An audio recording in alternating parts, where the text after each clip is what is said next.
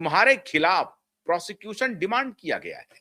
Prosecution तो public prosecutor के खिलाफ भी डिमांड किया गया था, लेकिन पब्लिक प्रोसिक्यूटर ने खुद को अलग करने की अर्जी दे दी।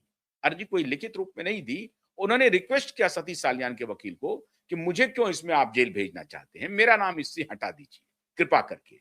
मैं क्या करूं, मैं तो सरकार का वकील हूं, पब्लिक प्रोसिक्यूटर हूं। सरकार का जो पक्ष होगा, पुलिस का जो पक्ष होगा, उसे रखना मेरी मजबूरी है। मैं अगर इन पुलिस के पक्ष से मैं सहमत नहीं भी हूं, तब भी ये मेरी मजबूरी है। हाँ, ये वो कह सकती थी कि मुझे इस केस से हट जाना चाहिए, वो दलील दे सकती थी, लेकिन हटने की बात होगी तो बेचारी की नौकरी चली जाएगी। तो समस्या ये है। तो उन्होंने कहा कि मैं तो सिर्फ दलील दूंगी, वहां पर दलील देने के लिए एक प्रकार से मुझे मालूम है इस कहानी की सत्यता भी, ऐसा उसने कहा नहीं, लेकिन उन्होंने ऑफ द रिकॉर्ड ये सब चर्चाएं की हैं कि मुझे मेरा नाम इसमें मत डालिए। सतीश सालियान के वकील ने उन्हें एश्योर किया और उनके नाम को उससे रिट पिटीशन से हटा लिया। और साथ ही साथ उन्होंने ये कहा कि शैलेंद्र नगरकर के नाम को रहने दीजिए, हमें उससे कोई लेना देना नहीं है। शैलेंद्र नगरकर जेल जाता है तो जाए, अगर उसने गलत किया है तो उसको जेल जाना पड़ेगा।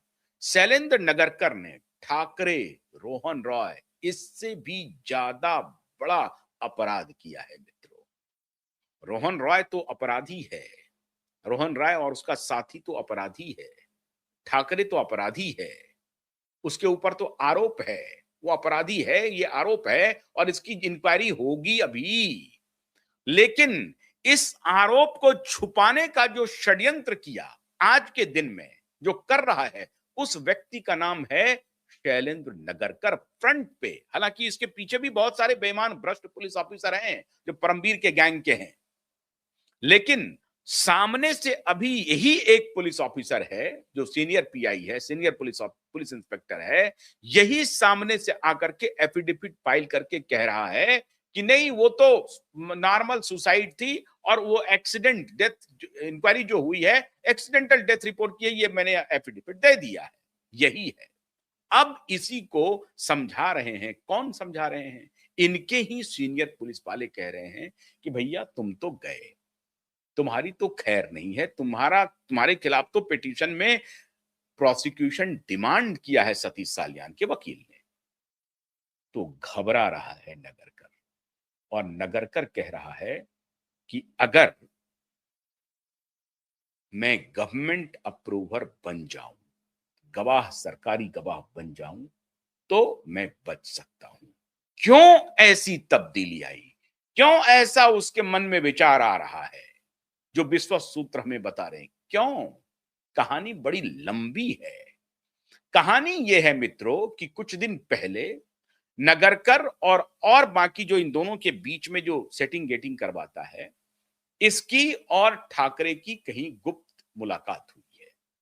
यह चर्चा है कि ठाकरे और नगरकर की कहीं गुप्त मुलाकात हुई है और ठाकरे ने यह कहा था, और यह मुलाकात हुई है मुंबई महानगर पालिका चुनाव के पहले।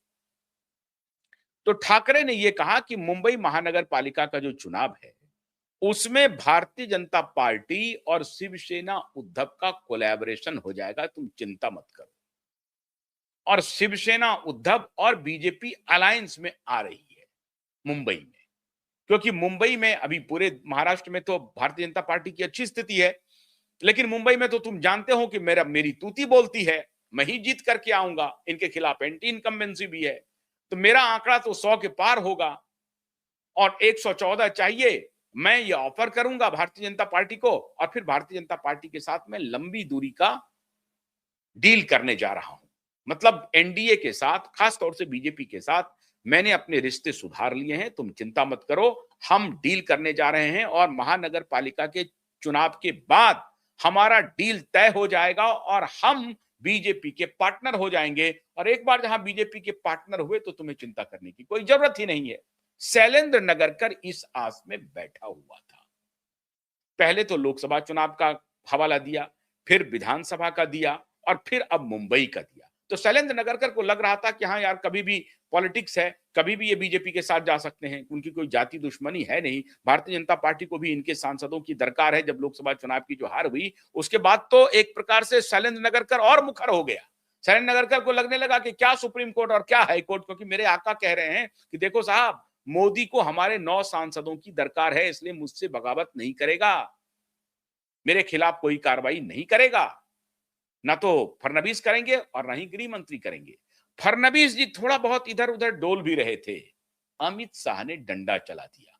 अमित शाह ने कहा कि नथिंग डूइंग स्टेटमेंट, मैं फिर एक बार बोल रहा हूं, अमित शाह का स्टेटमेंट था कि दोस्त को, दुश्मन को एक मौका दो, दोस्त को 2 मौका दो, लेकिन गद्दार को एक भी मौका नहीं दो। और ये गद्दार शब्द सीधा-सीधा उनका इशारा उद्धव ठाकरे के तरफ था। तो अमित शाह इस बीच में एक कड़ी के रूप में आ गए। कहा जा रहा है कि मोदी जी भी हिल गए थे और फडणवीस भी हिल गए थे, लेकिन अमित शाह बीच में एक धुरी ऐसी थी जिन्होंने इनके मिलान को दूर ढकेल दिया। अब लोकसभा के बाद तो अलायंस हुआ नहीं, विधानसभा के बाद अलायंस हुआ नहीं। तो अब ये मिर्च मसाला फेंका कि नहीं मुंबई महानगर पालिका का चुनाव में कुछ नहीं है भाजपा के पास, और हम उनको हमारे गोदी में बैठने के अलावा कोई चांस नहीं है।